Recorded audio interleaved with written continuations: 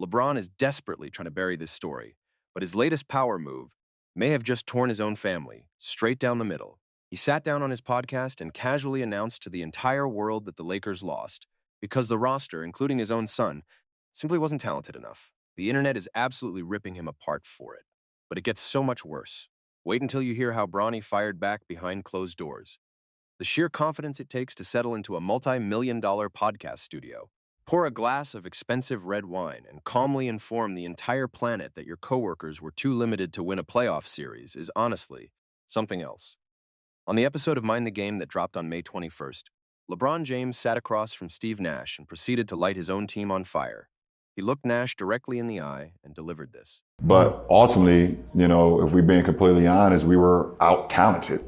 Then, just to make sure nobody thought he misspoke, he came back and said this. But at the end of the day, we failed in talent. OKC just possessed so much more talent than us. You genuinely cannot write this stuff.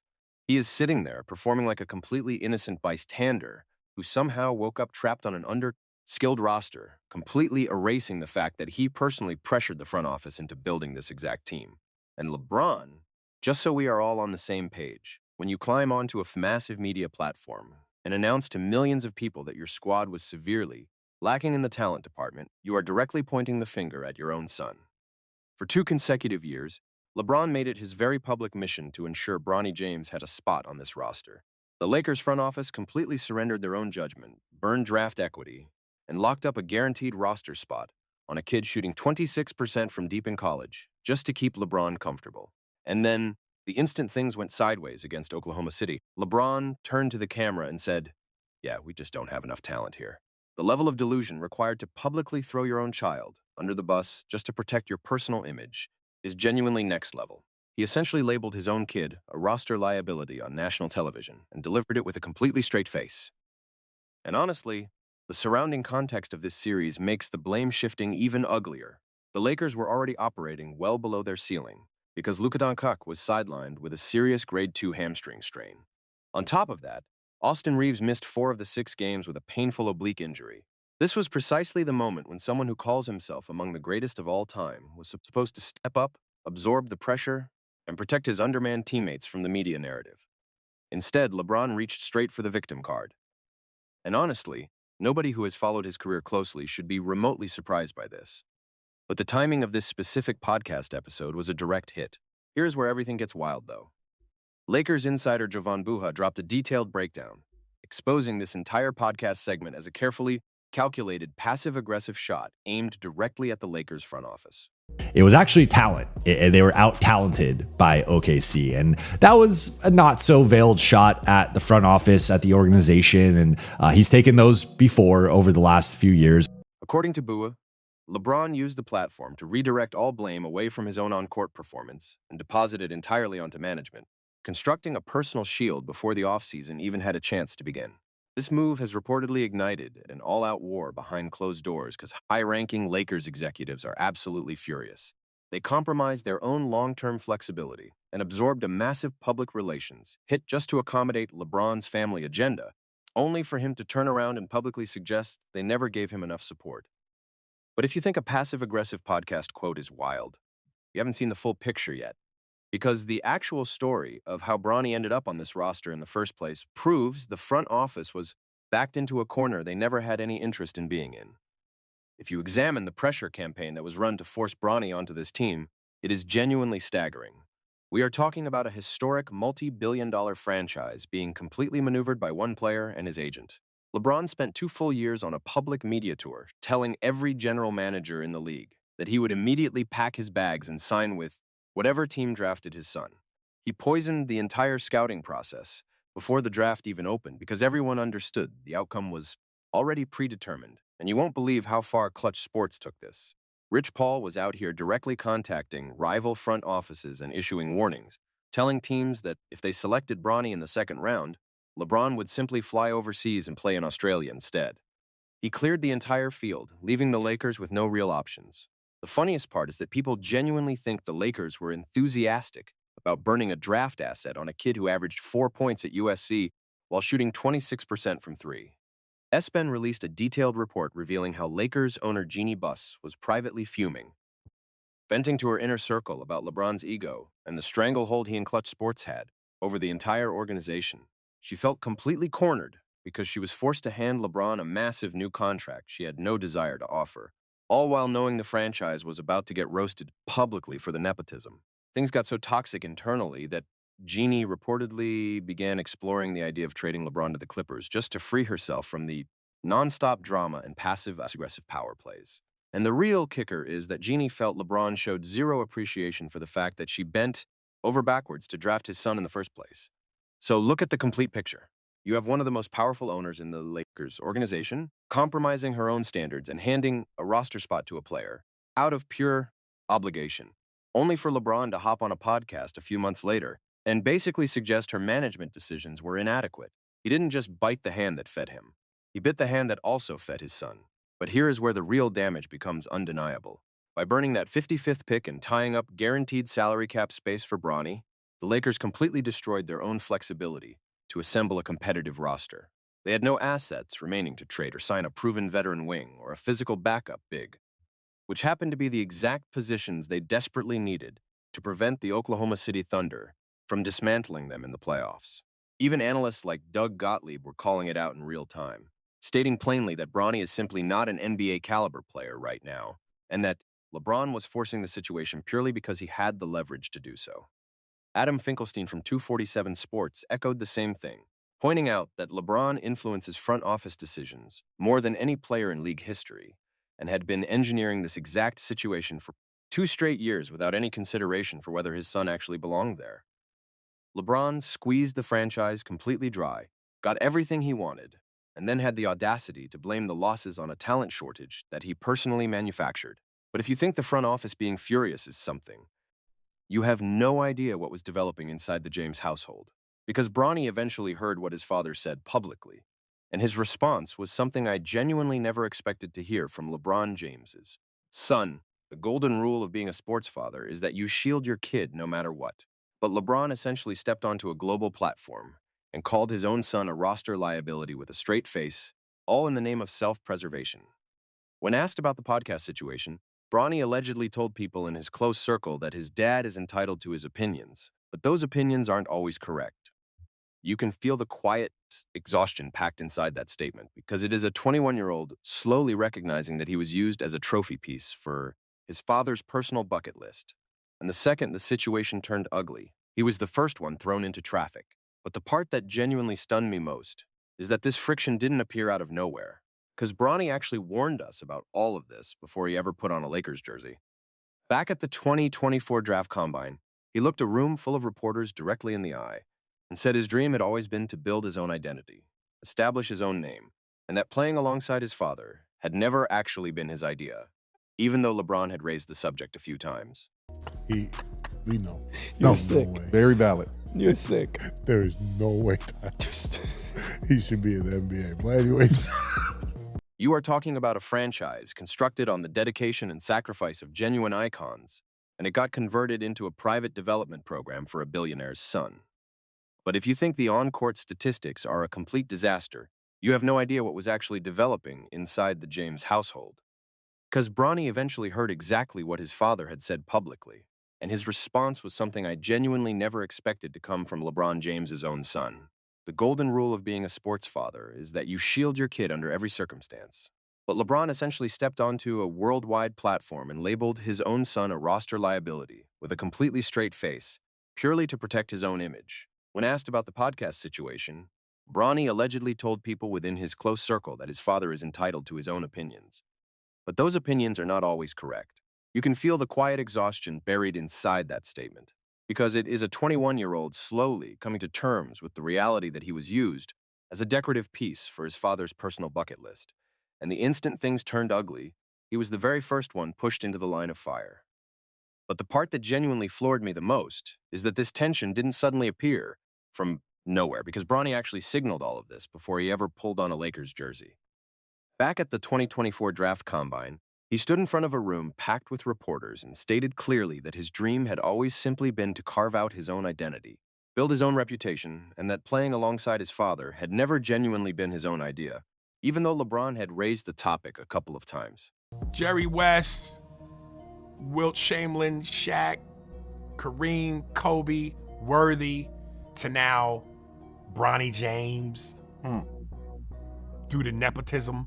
You are talking about a franchise constructed on the dedication and sacrifice of genuine icons, and it got converted into a private development program for a billionaire's son. You know, I never thought about just playing with my dad, but of course he's brought it up a couple times. If you read between the lines, the kid never wanted this engineered situation to begin with. He wanted to stay at USC or transfer, develop through a normal path, and earn his place without the entire basketball world waiting for him to fail. But his father hijacked his entire career trajectory, and honestly, the most painful part of this entire saga is that Bronny is now stuck in an impossible spot.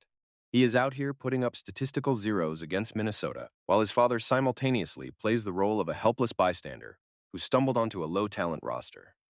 If you want to talk about a genuine villain origin story, think about how brutal it is that Bronny is trapped inside this basketball nightmare, while his dad is converting the kid's worst moments into a fully monetized content product. This isn't simply a father and son having a tense conversation over dinner. LeBron signed a massive multi-year empire deal with Amazon to distribute Mind the Game across Prime Video, Amazon Music, Fire TV, and YouTube. So when LeBron settles into that studio and casually announces the roster lacked talent, he isn't just venting privately to a friend. He is packaging his own son's public humiliation as a monetizable asset. The show's official pitch literally states it exists so LeBron can reclaim control of his own narrative and authentically shape the conversation around his legacy. Translate that out of corporate language, and what you have is a high-tech image protection machine. And if his 21-year-old kid gets consumed by the algorithm as collateral damage, that is apparently just the cost of operating inside the James brand. Skip Bayless called this exact move years ago. He is now, hands down, the all-time greatest master media manipulator in the history of all of sports. The corporate infrastructure behind all of this is remarkable because it shows exactly why the family dynamic shattered behind closed doors. And you can see precisely why Bronny is checked out and telling his inner circle that his dad's opinions are simply wrong.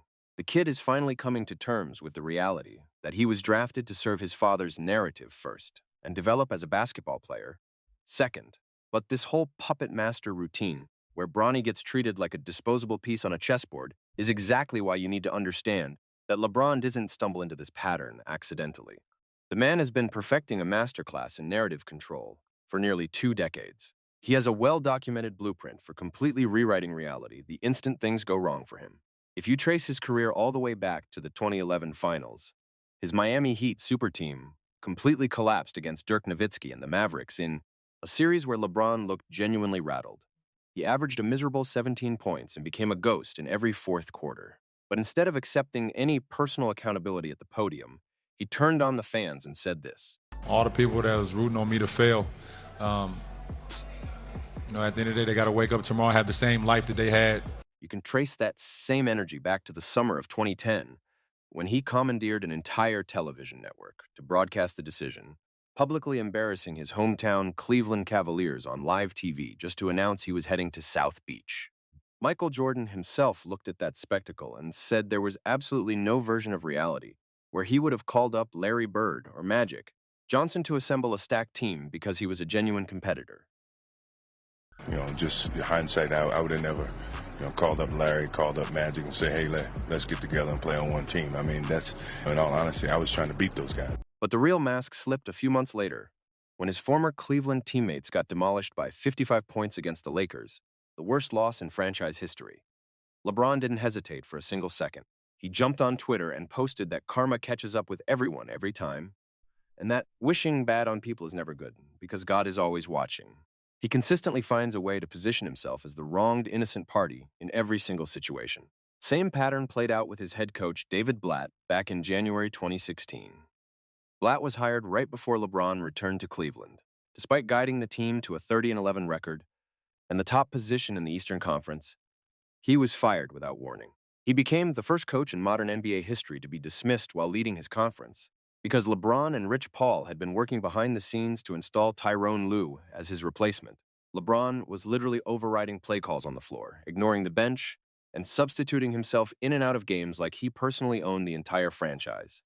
He runs this identical play repeatedly, signing short-term deals with player options to hold franchises hostage and forcing front offices to sacrifice their futures by trading away young cornerstones like Brandon Ingram, Lonzo Ball, and Kyle Kuzma just to bring in veteran rentals. LeBron demands franchise-altering roster shred overhauls like the Russell Westbrook disaster. And the instant the chemistry collapses, he raises his hands in total disbelief as if he had nothing to do with any of it. But while LeBron is busy constructing his media fortress to protect his legacy, the Lakers front office is quietly preparing a response he never anticipated. High-ranking executives are reportedly completely exhausted with being held hostage and are mapping out an off-season countermove that could fundamentally change how the entire league manages superstar influence. The ultimate irony of LeBron sitting on his podcast and complaining about a talent gap is that he is actively attempting to rewrite the rules of accountability in modern basketball. If you want to see how a real leader responds to adversity, look back at the actual standard set by the legends who built the very arena he plays in. When Michael Jordan was being physically punished by the bad boy Detroit Pistons in the late 80s, he didn't sit down with a broadcaster to explain that his supporting cast was inadequate. He didn't text his agent threatening to demand a trade. He looked at Horace Grant and Scottie Pippen, pulled them directly into the weight room, absorbed the criticism for every loss publicly, and forced the entire group to evolve. The same thing happened with Kobe Bryant. Watch the footage from when Kobe was literally sharing a court with Smush Parker and Kwame Brown, or even following the crushing 2008 finals loss to the Boston Celtics. Kobe's message to the media was never a passive-aggressive shot at Mitch, Kupchak, or Jeannie Buss. His entire mindset centered on personal execution, openly stating that his job was to figure out how to dismantle the opposition regardless of who was standing next to him. Jordan and Kobe demanded elite performance from their front offices privately, but the second the cameras turned on, they absorbed every bullet on behalf of their teams. LeBron is doing the exact opposite. He uses a fully produced digital platform to completely separate his individual statistics from his team's playoff failures, building a narrative wall while his teammates absorb the impact.